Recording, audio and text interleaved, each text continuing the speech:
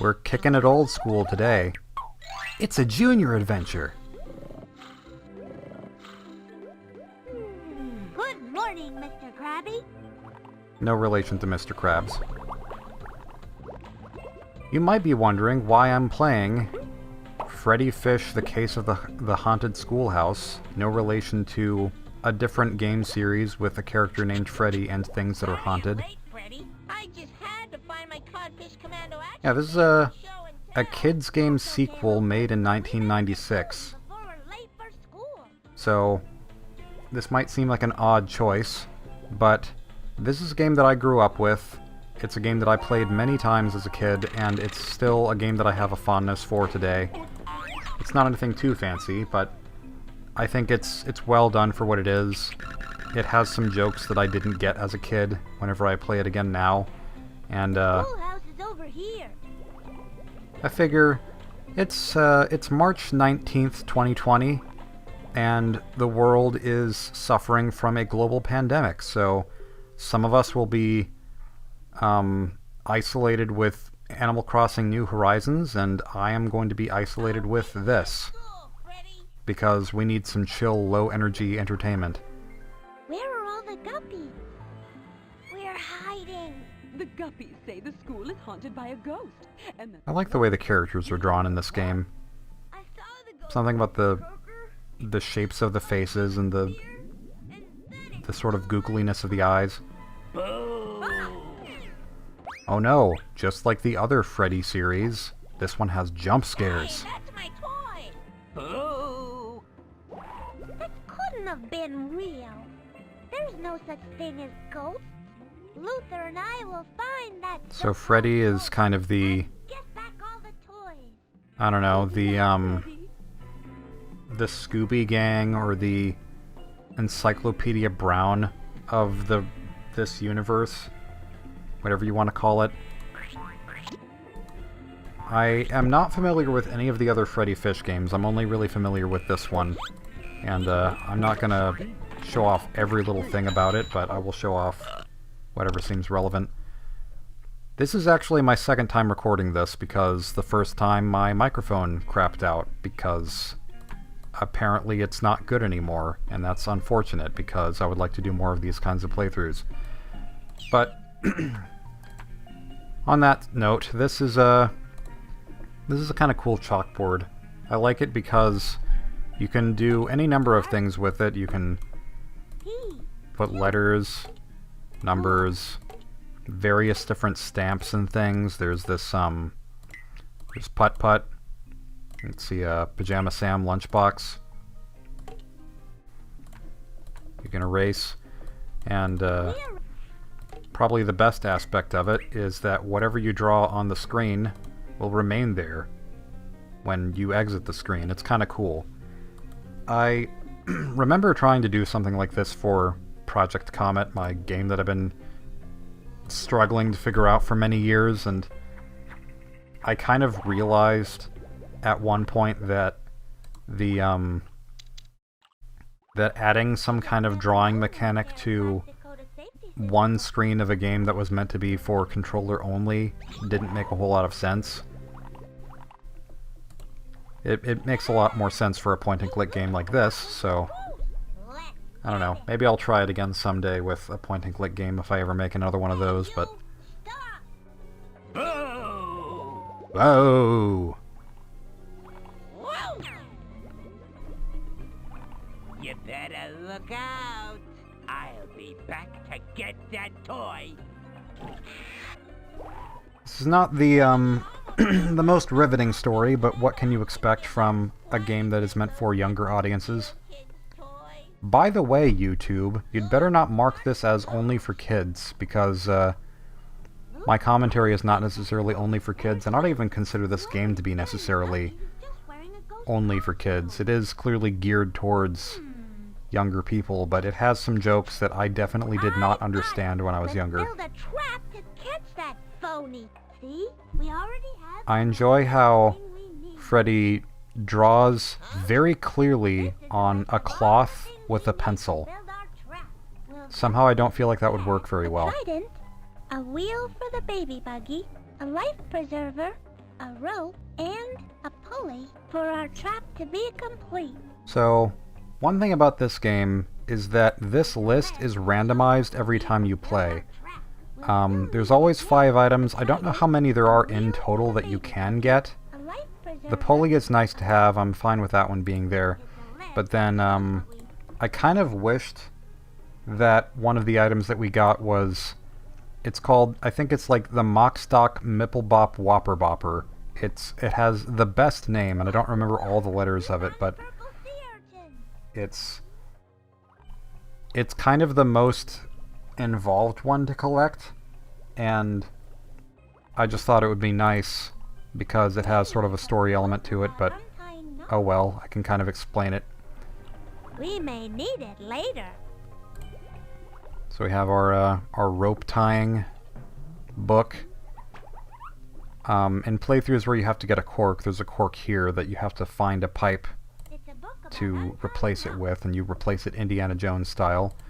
Let's get the wrench. We're going to need the wrench to get the wheel, I believe.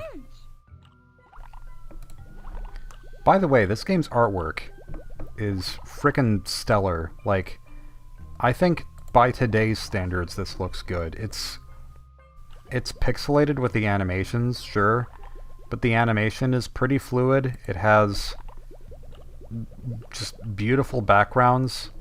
If there was more of a... If there weren't any color limitations, then it would probably look even prettier than it does, but it has really great contrast, and I'm still kind of inspired by the way this game looks. Look at that lighting. The coloration here, it looks nice. I enjoy it a lot. Oh, come on, that's got to randomize into other things. Vote Freddy for class prez. Okay. Obviously, vote 5. Go Marlins!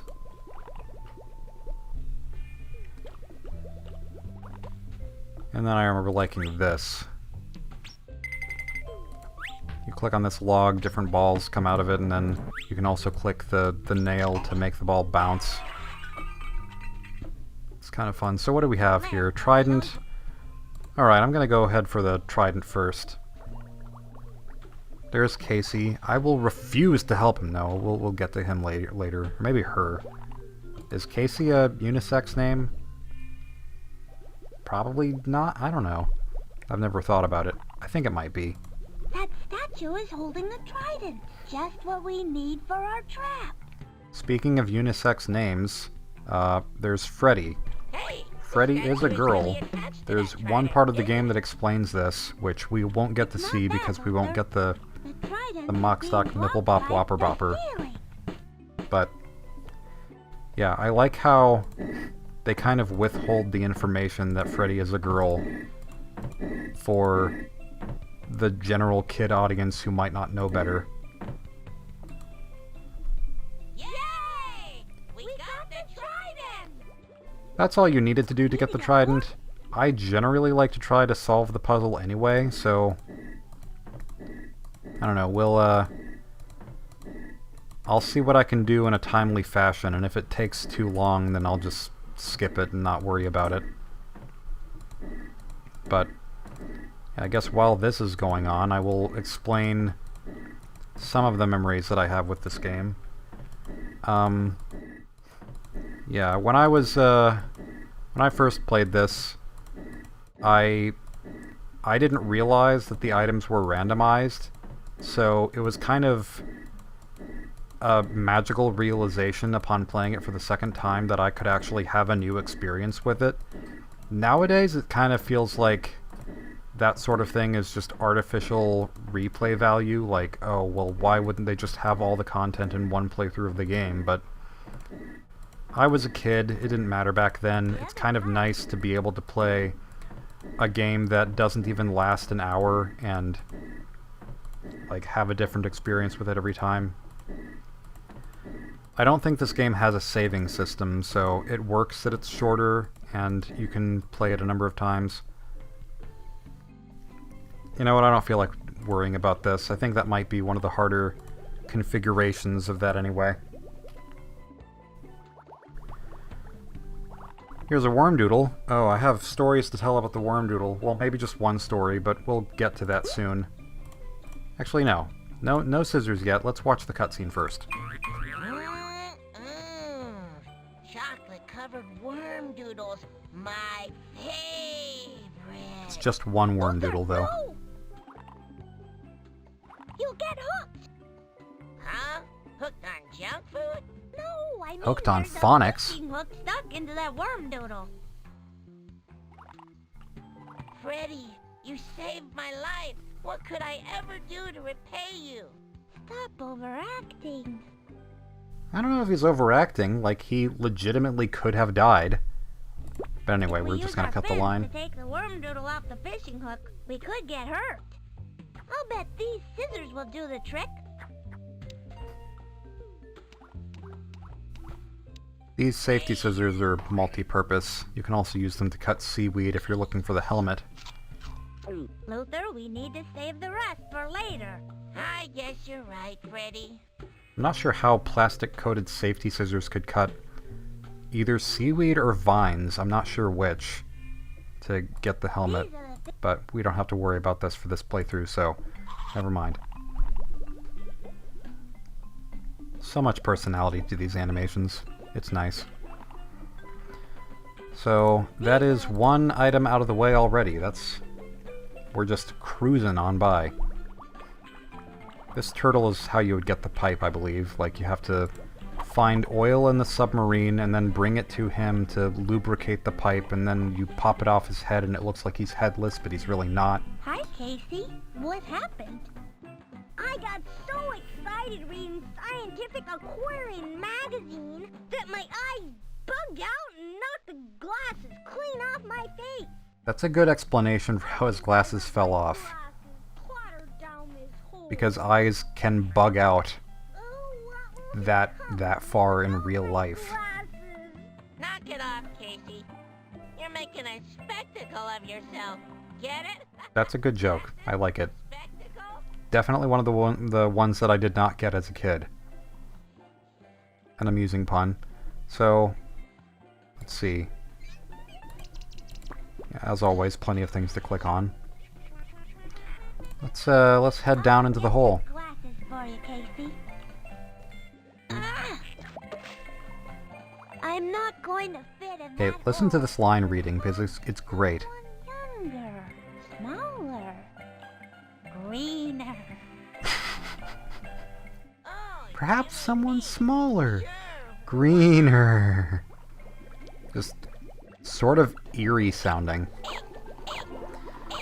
I always liked this part of the game. You have to click over here to progress, otherwise you just loop back. I always liked this part of the game because, for one, it's one of the only parts of the game where you can play as Luther on his own. It's the only part of the game where you hear this specific music that's playing in the background that's kind of mildly frantic sounding. And it's just kind of an eerie area. Because it's just in this dark cavern that you have to access by way of a one-way whirlpool. It's weird. No, wait, let's keep clicking on this, because I seem to remember this turning into basically a Christmas tree. Maybe not, maybe I'm wrong. Close enough. And then he turns into Winnie the Pooh for a moment there. Here are your glasses, Casey. Luther, as my way of saying Those are some things, thick glasses. I'd like to give you something that I built myself.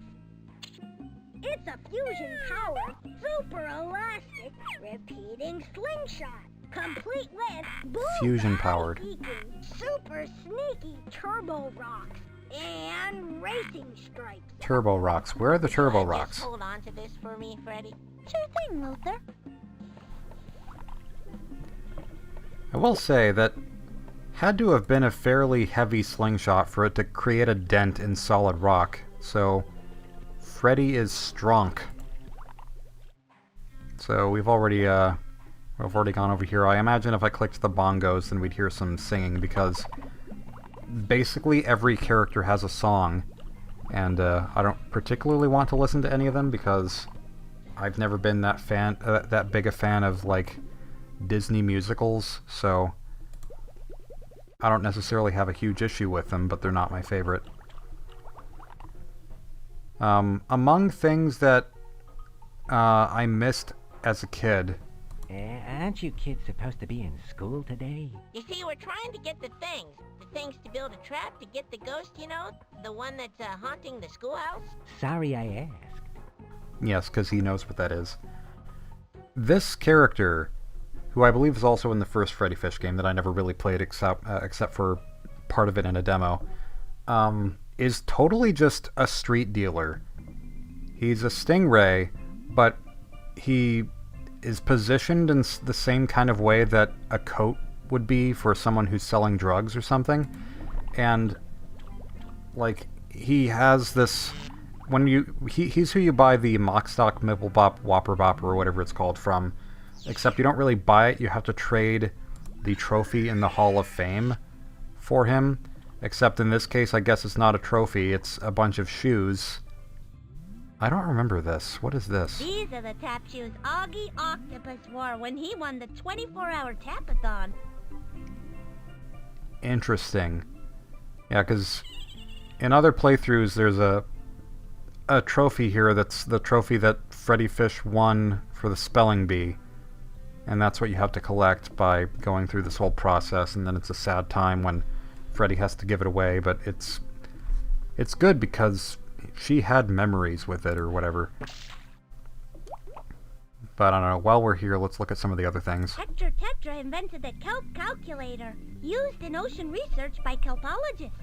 The kelp calculator?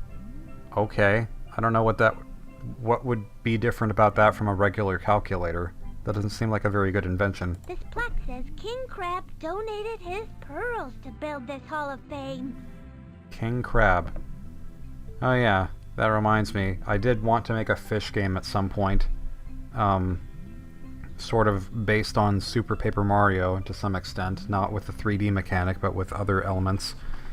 And, I seem to recall there being a King Crab that I wanted to make, who I was going to name King Titus, spelled Tidas, and it was going to be kind of based on Midas.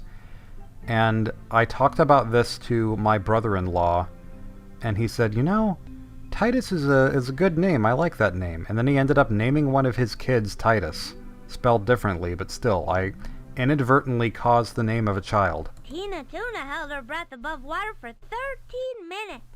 13 minutes. I think the record for a person is, I want to say 22? Was that David Blaine? Or is there someone else now? I don't know. Sturgy Sturgeon won It is 4 gold medals in the kind of absurd, all-ocean though. powerlifting competition.